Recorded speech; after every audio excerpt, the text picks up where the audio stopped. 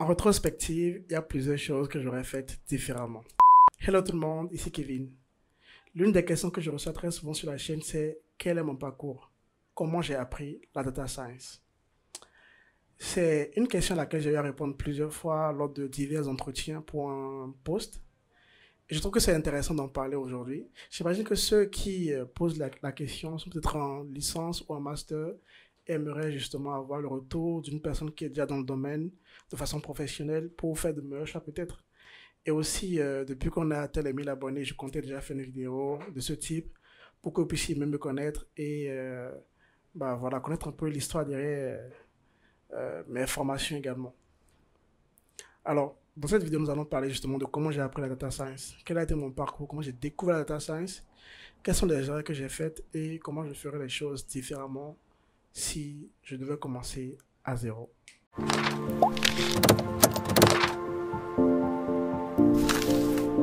Si vous êtes nouveau sur cette chaîne, n'hésitez pas à vous abonner et à activer la cloche des notifications pour ne surtout rien rater de tout ce qui est vidéo de data science, de deep learning que je mets.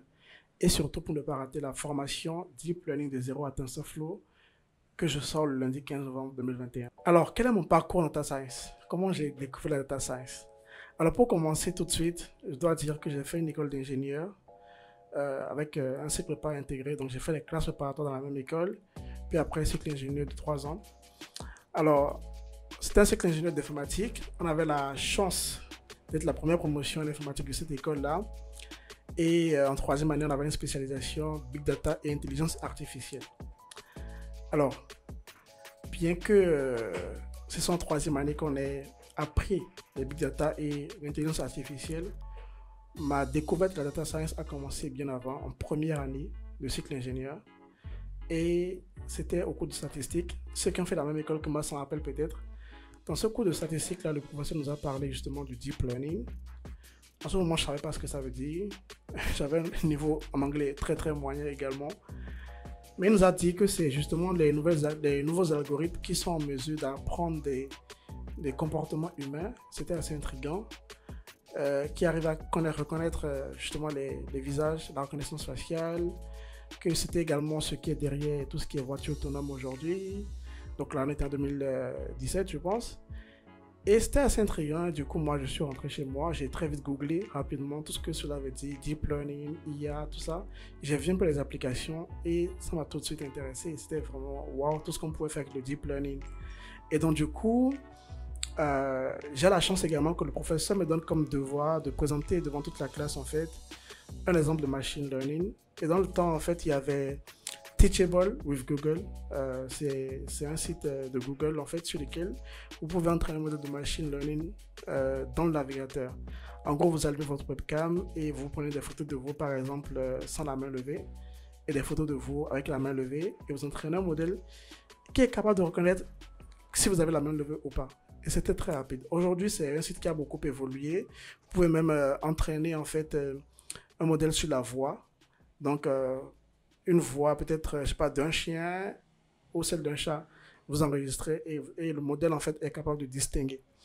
Donc cette présentation était wow, était très intéressante, ça m'a ébloui, mes camarades étaient également très intéressés et c'est là qu'a commencé vraiment mon intérêt pour la data science et le deep learning. Donc malheureusement l'été qui suit, dans notre école il fallait faire des stages chaque été. Je fais un stage de développement web.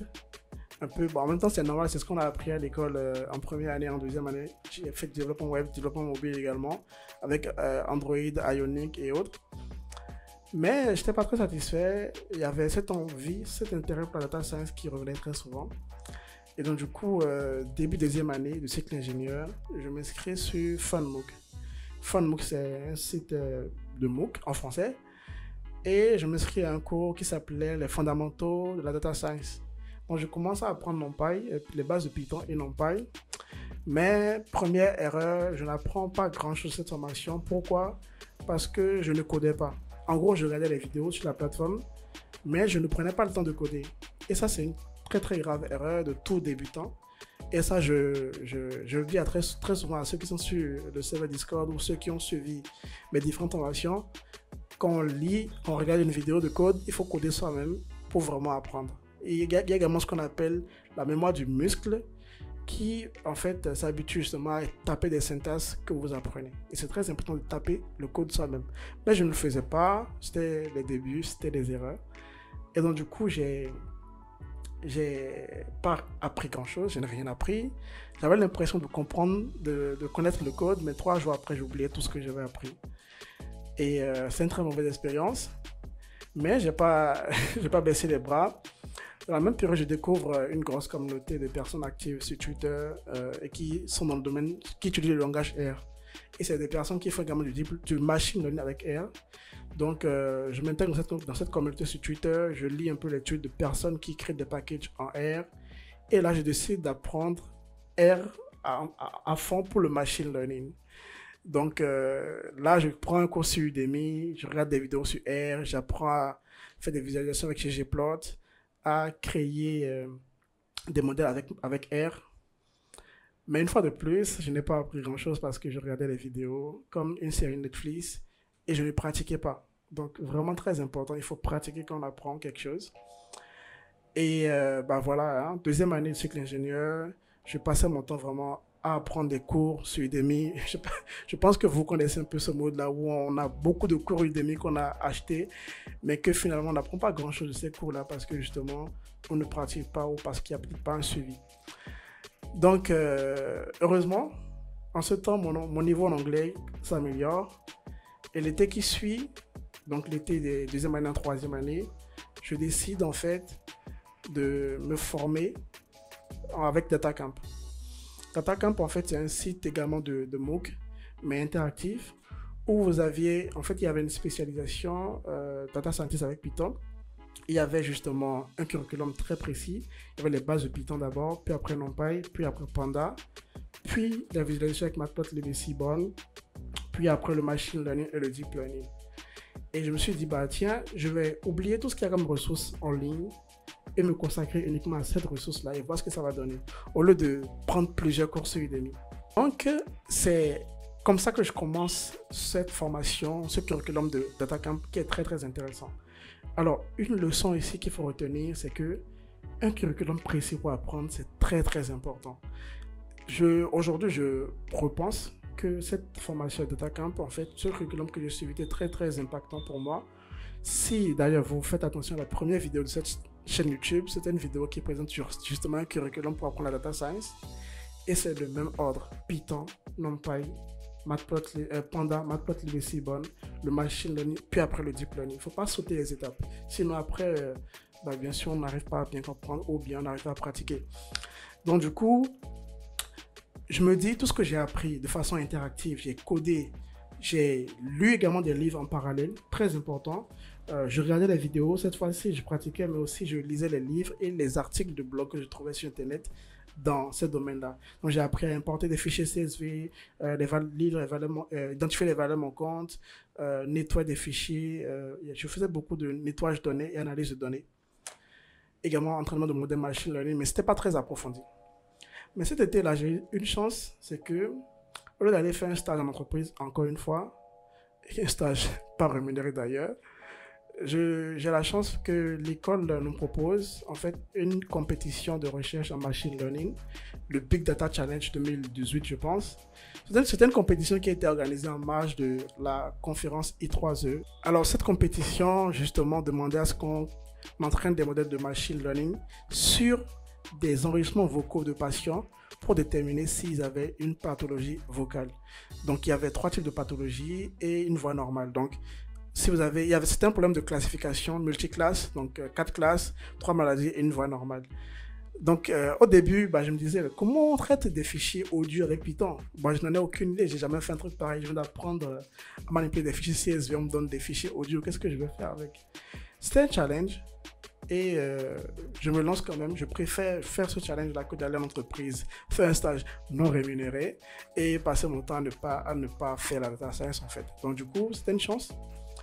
Et donc, du coup, on participe. Donc, j'apprends DataCamp, je finis la spécialisation avec DataCamp et j'applique ce que j'ai appris directement dans un projet, dans une compétition.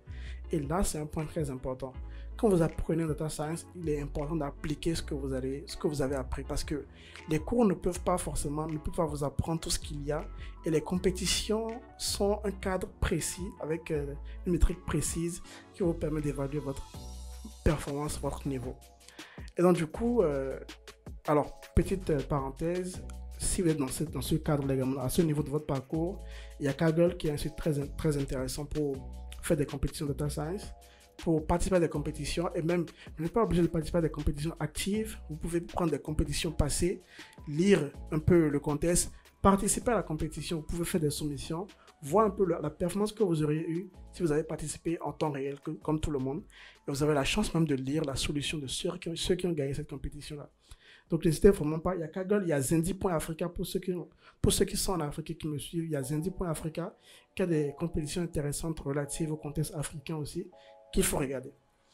Donc, parenthèse fermée, je participe à cette compétition-là. J'apprends justement à extraire des caractéristiques des fichiers audio, les MFCC pour ceux qui connaissent, à transformer des fichiers audio en images, à appliquer des réseaux de neurones convolutionnels. J'apprends le deep learning, mais vraiment approfondi. En ce moment également, je désinstalle Windows et passe totalement à Ubuntu. Je commence à utiliser Linux. J'installe TensorFlow et c'est la découverte de tout un nouveau monde. Heureusement, et après, pas heureusement, on a travaillé aussi quand même avec l'équipe du laboratoire de l'école. On finit 3e de cette compétition-là. 3e, c'était vraiment incroyable. On était la seule équipe africaine à participer à ce challenge-là. On était 3e. On a écrit un papier de recherche. Pour moi, c'était vraiment incroyable d'être encore en cycle ingénieur et d'écrire un papier de recherche. Je pensais que c'était un truc de doctorant. On le fait, c'est un papier qui est publié à I3E. Et on avait même l'invitation d'aller présenter ce papier aux États-Unis. Malheureusement, on n'a pas fait, faute de moyens. Mais c'est une expérience très intéressante qui m'a permis d'avoir la confiance en fait, qu'il faut désormais pour aller vers d'autres projets. Alors, petit spoiler, l'année qui a suivi, on a participé encore à la même compétition et on a fini premier. C'est la première fois que je gagnais une compétition de data science avec des prix et c'était vraiment intéressant. Bref, appliquer ce que vous apprenez dans un cours est très important. C'est pour cela que les formations que j'organise sur cette chaîne sont orientées projet. Donc, vous voyez la formation de data analysis avec Python qui est sur la chaîne déjà, totalement terminée. On a les syntaxes qu'on apprend, on a des petits projets à l'intérieur. Puis à la fin de la formation, les 3 dernières vidéos, je pense, ou la vidéo 28 et 29, c'est des vidéos de projets réels d'analyse de données et on l'a fait ensemble. N'hésitez pas à les voir. Et pour justement la formation Deep Learning de 0 à TensorFlow qui va sortir bientôt, elle est également orientée projet parce que c'est quand on applique dans le contexte d'un projet qu'on apprend vraiment des compétences intéressantes. Alors, donc, ça c'est la 2e année et justement on passe en 3e année où on a la spécialisation Big Data et intelligence artificielle. Alors, c'est un semestre vraiment plaisant pour moi parce que tout ce qui était développement web, j'aimais pas trop, mais Big Data, Deep Learning, ça me parlait beaucoup plus. J'avais déjà la certification de DataCamp, donc je connaissais déjà beaucoup de choses. Puis j'ai appris Hadoop, Spark, tout ce qui est écosystème Big Data et également bien sûr le Deep Learning, le Machine Learning à l'école.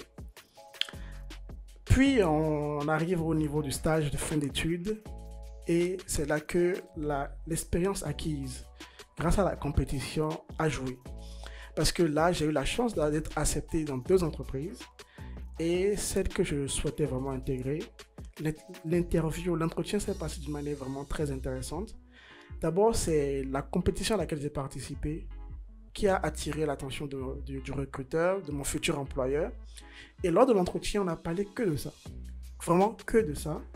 Donc, toutes les questions étaient relatives à la compétition.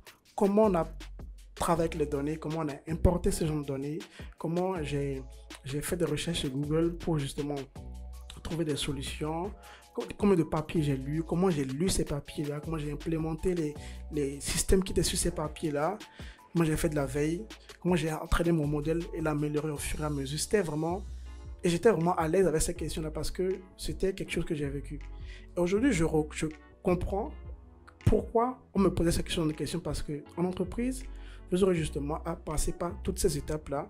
C'est pour cela qu'avoir un portfolio de projets est intéressant parce que Même si vous n'avez pas une expérience déjà dans le domaine, ça vous donne en fait des sujets de discussion avec l'employeur. Et donc du coup, j'ai été accepté très rapidement pour ce poste, 2 ou 3 jours après l'entretien. C'était vraiment plaisant pour moi. Et voilà, jusqu'à aujourd'hui, je continue de me former dans le domaine également. Et c'est pour cela, c'est ce parcours-là et les petites erreurs que j'ai faites qui me permettent aujourd'hui de faire des contenus sur YouTube, en fait, des contenus qui respectent un peu la manière dont j'aurais appris moi-même si j'avais commencé à zéro aujourd'hui. Donc déjà, dans le temps, il n'y avait pas beaucoup de vidéos sur YouTube en français. Quand en anglais, on parle déjà de Transformers, de Vision Transformers, de Deep Learning appliqué à vraiment plein de trucs. En français, on est encore un peu derrière. Et c'est pour cela que cette chaîne existe, c'est de partager du contenu en français dans ce domaine-là. Et je suis vraiment content du nombre d'abonnés déjà qui ne fait que grandir de jour en jour, de personnes qui découvrent cette chaîne, de l'interaction qu'on a également dans les commentaires ou sur Discord. D'ailleurs, rejoignez-nous si vous n'êtes pas encore sur Discord. Et voilà un peu mon parcours en data science. Aujourd'hui, je suis dans une entreprise de télécommunications. Également, l'entretien, c'était justement par rapport à tout ce que j'ai eu à faire dans l'entreprise précédente, quelles sont les choses que j'ai apprises. Et c'est pour cela que dans ce domaine, il faut être en perpétuel apprentissage, c'est très important. Vous ne pouvez pas juste vous reposer sur vos lauriers, il faut continuer à apprendre, c'est très important. Et voilà, donc en récapitulatif, quand vous voulez apprendre la data science, ayez un curriculum précis. Vous n'êtes pas obligé de suivre le curriculum de DataCamp comme moi. Vous pouvez avoir un curriculum précis. Ça peut être la formation Data Analysis avec Python sur ma chaîne. Ça peut être la future formation Deep Learning de 0 à TensorFlow sur ma chaîne également, ou la version payante. Il faut quand même avoir un curriculum précis, éliminer toute distraction, tout ce qu'il y a comme ressources. Aujourd'hui, on a beaucoup sur Internet. Éliminez tout cela, choisissez un curriculum précis et allez jusqu'au bout. Puis après, apprenez les bases et appliquez ce que vous avez appris. Appliquez ce que vous avez appris et faites des projets réels, avoir un portfolio de projets, partagez votre code, écrivez un article de blog sur votre projet, parlez de votre expérience, de ce que vous êtes en train de découvrir, apprenez en public, n'hésitez pas à partager avec ceux sur votre réseau LinkedIn ou sur Twitter ou sur Facebook, n'importe quel réseau, que vous êtes en train d'apprendre. Voilà, j'espère que vous avez appris 2 ou 3 trucs de mon parcours. Merci à tous ceux qui rejoignent cette chaîne YouTube, ceux qui s'abonnent, ceux qui partagent les vidéos également. Merci à ceux qui ont précommandé la formation Deep Learning de 0 à TensorFlow, ça fait vraiment plaisir. Et ça me permet d'investir dans de meilleurs micros et de faire de meilleures vidéos de qualité pour vous. Et voilà, on se retrouve dans la prochaine formation. Ciao, ciao.